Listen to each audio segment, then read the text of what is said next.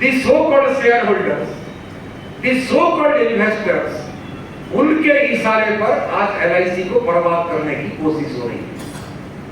और जहां तक हमारी समझदारी है, हमने 25 साल नहीं 30 साल से, टू बी वेरी प्रिसाइज 28 साल से, 1994 से, जब से महालंद्रा कमेटी का रिकमेंडेशन आया, हमारी संगठन ये कह रहा है कि एलआईसी का प्राइवेटाइजेशन, एलआईसी का डिसइन्वेस्टमेंट, एलआईसी का आईपीओ, ये सबसे खतरनाक होगा हमारे पॉलिसी होल्डर के लिए।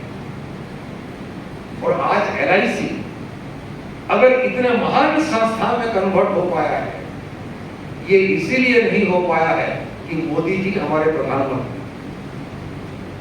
आज एलआईसी का नाम पूरे दुनिया में अगर श्रद्धा और सम्मान के साथ ली जाती है, ये इसीलिए नहीं है कि किसी देश प्रेमी तथाकथित देश प्रेमी हमारी सरकार की मुखिया है। आज एलआईसी अगर एलआईसी के हिसाब से वो श्रद्धा, वो सम्मान हासिल कर पाया है, इसीलिए है कि हमारे पास 40 करोड़ पॉलिसी होल्डर है। और एलआईसी की जो ग्रोथ हुआ है 5 करोड़ से 39 लाख करोड़ का एसेट, ये किसी मोदी सरकार की नहीं है, ये किसी सोनिया गांधी की कांग्रेस की नहीं है, ये किसी देवेगौड़ा की सरकार की नहीं थी, ये कोई यूपीए की नहीं, एनडीए की नहीं, किसी की नहीं, कांग्रेस भाजपा की नहीं।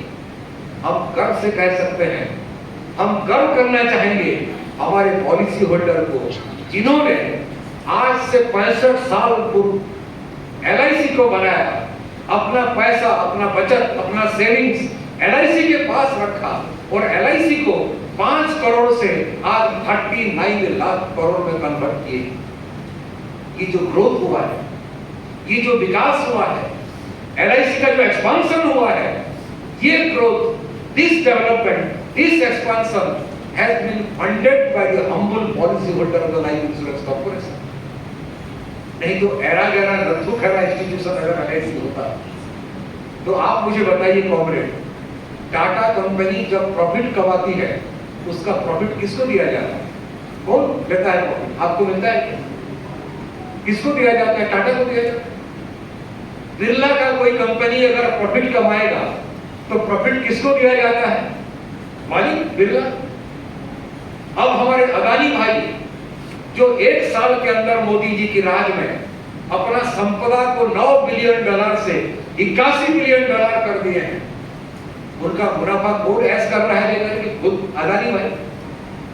हमारे मुकेश भाई जो प्रॉफिट कमा रहे हैं, जो मुनाफा कमा रहे हैं, जिसके चलते 27 मंजिला का बिल्डिंग में रहते हैं मुंबई में, अपना प्रॉफिट खुद खा रहे हैं।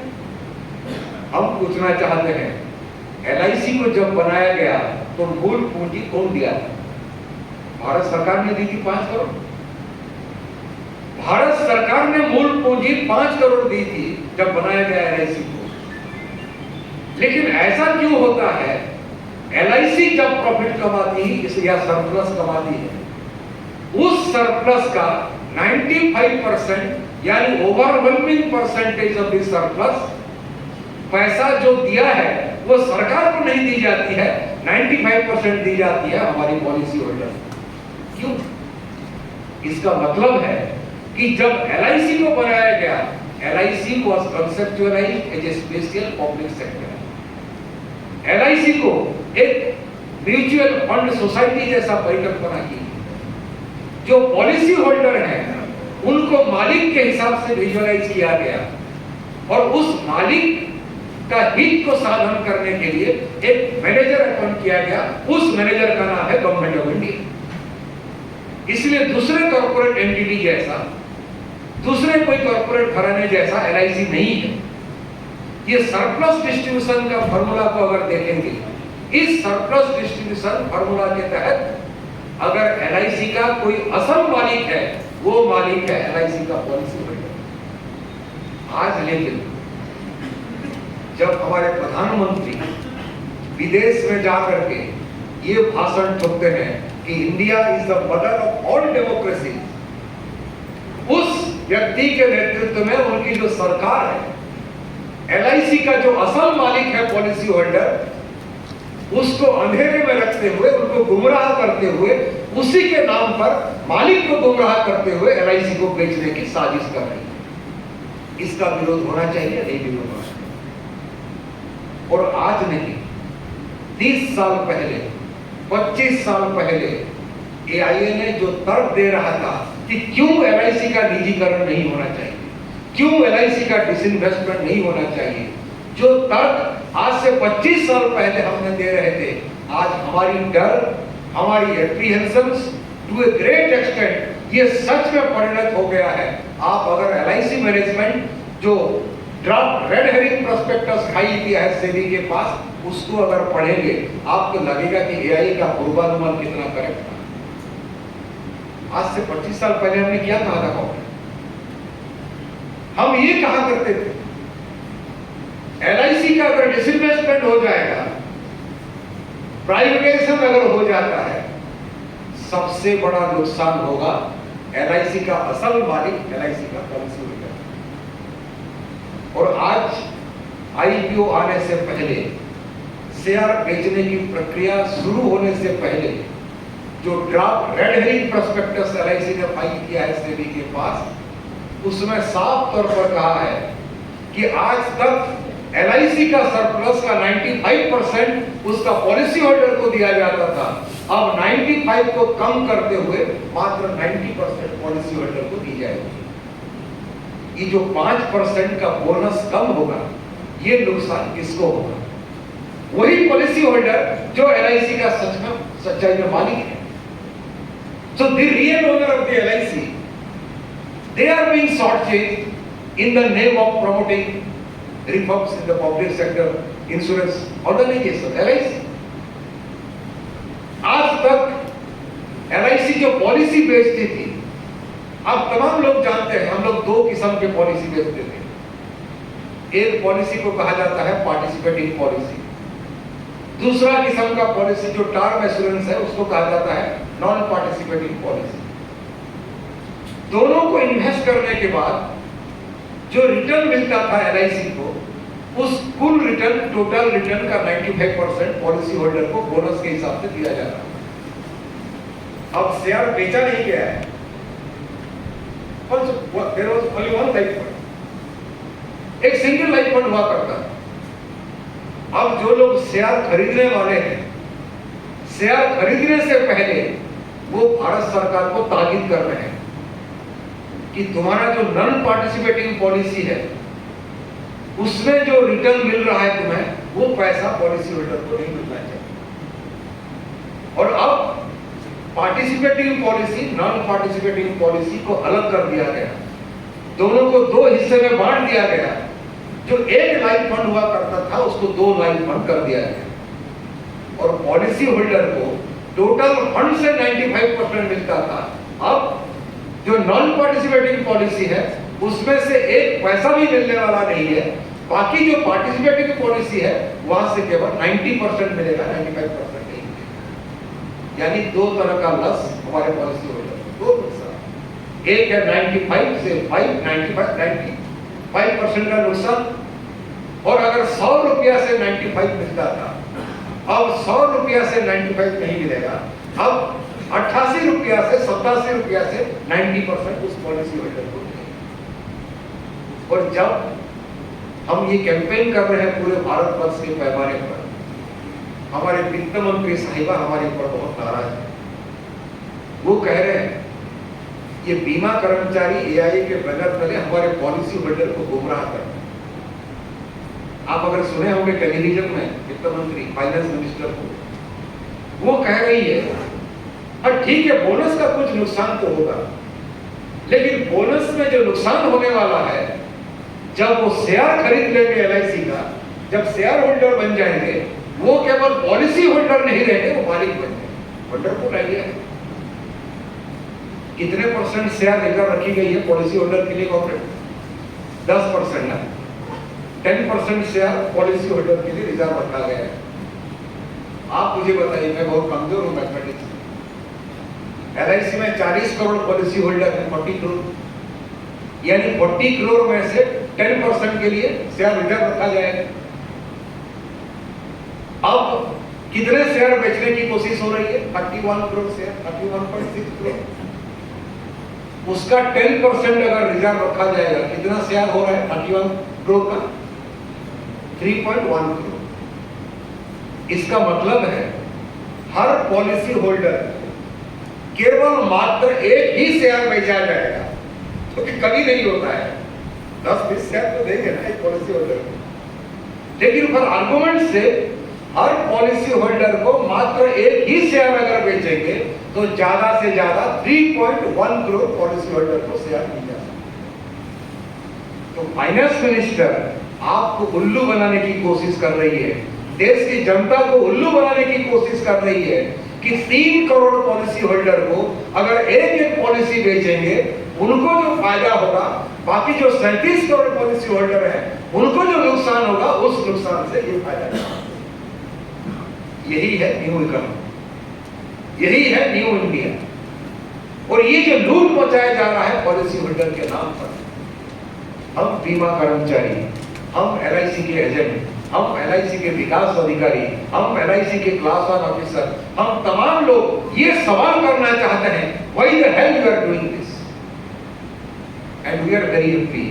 Our campaign has been getting a tremendous response all over the country.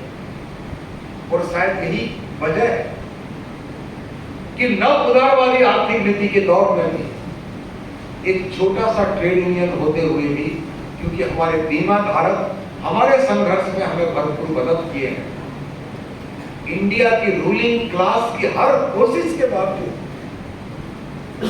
निरंतर संघर्ष के माध्यम से 28 साल तक हमने LIC को इस पब्लिक सेक्टर में बचा करके रख पाए। और आज ये जो कन्वेंशन हो रहा है कांग्रेस, ये कन्वेंशन की भी मकसद यही है कि हमारे जो पॉलिसी होल्डर्स हैं, हमारे जो एजेंट साथी हैं, LIC में हम लोग जो जॉइंट फैमिली है, इसके खिलाफ अगर संघर्ष करेंगे, आज भी समय है। इस LIC को पब्लिक सेक्टर में केवल बचाना संभव नहीं होगा, LIC को और भी ताकतवर बनाना संभव है। Struggle always page. और मैं ये कहने के लिए नहीं कह रहा हूं, LIC में ये रिफॉर्म्स की प्रक्रिया कौन शुरू किया था? कांग्रेस गवर्नमेंट, कांग्रेस पार्टी ने शुरू की। लेकिन अब 28 साल तक LIC को सुरक्षित रखने के बाद आज जब बीमा कर्मचारी रायपुर में कन्वेंशन कर रहे हैं, तो रायपुर में छत्तीसगढ़ के राज्य के मुख्यमंत्री जो कांग्रेस के श्री भूपेश बाघेल जी हमारे कन्वेंशन में आकर के घोषणा करके गए हैं कि बीमा कर्मचारियों के आंदोलन के साथ वो खुद भी हैं, उनका पार्टी भी है, वो LIC IPO का विरोध करें। कौन सोचा था कि तेलंगाना के मुख्यमंत्री के चंद्रशेखर राव, जो एक जमाने में भाजपा से भी ज्यादा भाजपाई होने की कोशिश कर रहे थे, ऐसा समय आएगा बिना बुलाए, जिस दिन हम लोग स्ट्राइक में हैं, वो खुद हमें फोन करके करेंगे कि मैं नहीं आ पा रहा हूं, मेरे मेंबर ऑफ पार्लियामेंट आपके स्ट्राइक रैली में जाएंगे, हम आपके साथ हैं, LIC को कभी भी बर्बाद होने नहीं देंगे। कौन सोचा था? मैं अभी GIC के साथियों के साथ चर्चा कर रहा था, हमारे उड़ीसा के मुख्यमंत्री नवीन पटनायक, मैं उड़ीसा से हूँ, तो आजकल लोग मुझे बिहार से समझ रहे हैं, हो सकता है कि कुछ दिन के बाद सोचेंगे तेलंगाना से।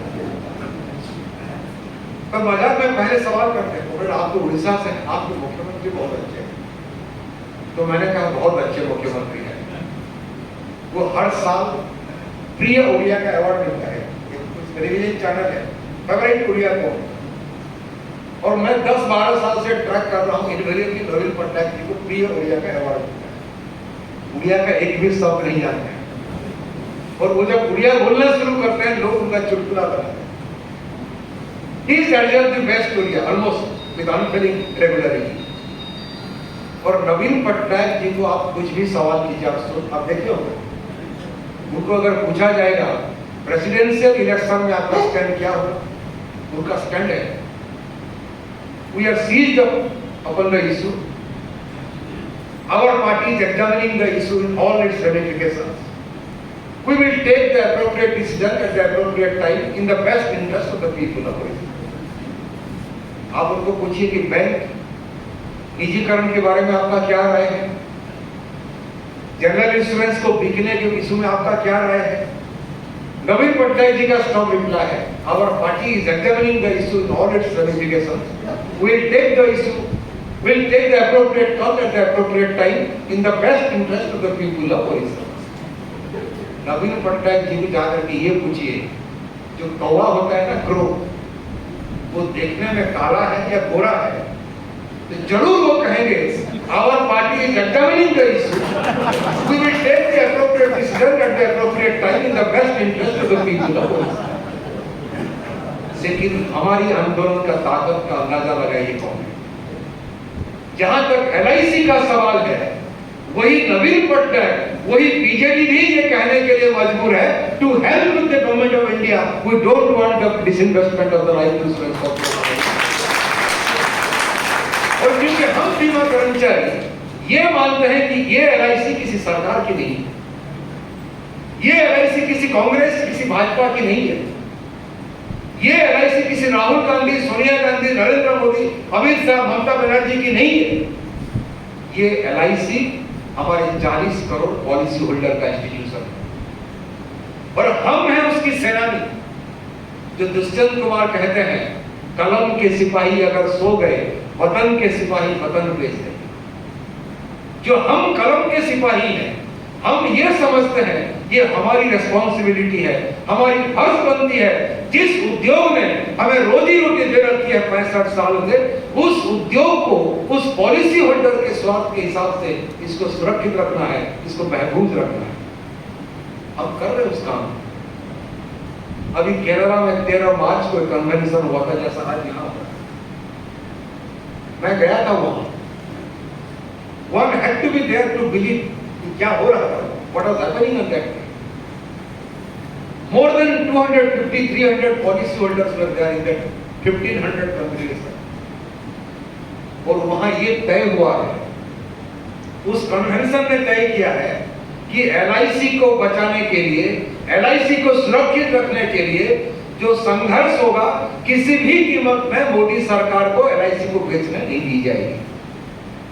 और वहां फैसला लिया गया है, ध्यान से सुनिए, 2-2.5 महीने के अंदर केरला में पॉलिसी होल्डर को, आम जनता को लेकर के, शहर से लेकर पंचायत तक 2-2.5 महीने के अंदर 10,000 पब्लिक मीटिंग करने के लिए फैसला लिया गया। और जो 10,000 पब्लिक मीटिंग करने के लिए फैसला ली गई है, केवल फैसला नहीं लिया गया है। आप सोच रहे होंगे यहाँ के लिए मीटिंग के लिए वक्ता नहीं मिल रहे हैं, 10,000 लोगों के लिए मीटिंग करने के लिए कहां से स्पीकर आएंगे। 300 वॉलंटियर्स हैव बीन मोबिलाइज्ड, और जो 300 वॉलंटियर्स मोबिलाइज किए गए हैं, अब उनका ट्रेनिंग चल रहा है, वो 10,000 मीटिंग को एड्रेस करेंगे। And I had the proud privilege of addressing one volunteers meeting who are supposed to address this 10,000 meetings. This is the movement. This is the organization. This is the commitment of the people of India to the great life insurance corporation of India. तो आज इस convention से हम ये घोषणा करना चाहेंगे, घोषणा पत्र तो आ गया, भले ही हमारे शासक वर्ग जिन्होंने हमें वादा दिए थे कि हमारे लिए अच्छे दिन लेके आएंगे, लेकिन नहीं लाए, हमें कोई भरोसा नहीं था कि वो अच्छे दिन लेकर के आएंगे। लेकिन सरकार की काम है सरकारी उद्योग का हिफाजत करना, सुरक्षा देना। हमारे जो पॉलिसी होल्डर, हमारे जो देश की जनता, इनको हम लोग ये कहेंगे कि भले ही ये शासक वर्ग आपके साथ धोखाधड़ी कर सकता है, लेकिन LIC के कर्मचारी, LIC के ऑफिसर, LIC के विकास अधिकारी, LIC की एजेंट, ये कभी भी आपके साथ नुकसान पहुंचने नहीं देंगे। इस LIC को जैसे 28 साल से हम लोग सुरक्षा देते हुए आए हैं, भविष्य में भी ऐसे ही सुरक्षा देंगे। हम ये जानते हैं LIC का निजीकरण, LIC की IPO पॉलिसी होल्डर के लिए सही नहीं है, देश के आर्थिक विकास के लिए सही नहीं है, हमारे समाज में जो दलित वंचित तबके के जो जनता है उनके लिए सही नहीं है, और सर्वोपरि हमारे देश के आर्थिक और राजनीतिक संप्रभुता यानी इकोनॉमिक और पॉलिटिकल सोवरेनिटी के लिए भी सही नहीं है। इसीलिए बीमा कर्मचारियों का आंदोलन, बीमा में जो वर्कफोर्स है उनका आंदोलन, उस आंदोलन को इस कन्वेंशन के माध्यम से एक जन आंदोलन में तब्दील करते हुए इस विध्वंसकारी नीति के खिलाफ हम लोग संघर्ष करेंगे। संघर्ष में अंतिम रूप से विजयी होंगे, इस आशा, इस भरोसा, इस विश्वास के साथ आप तमाम साथियों का असंख्य क्रांतिकारी लाल सलाम करते हुए मेरी बातों को समाप्त करता हूँ। Thank you Comrades.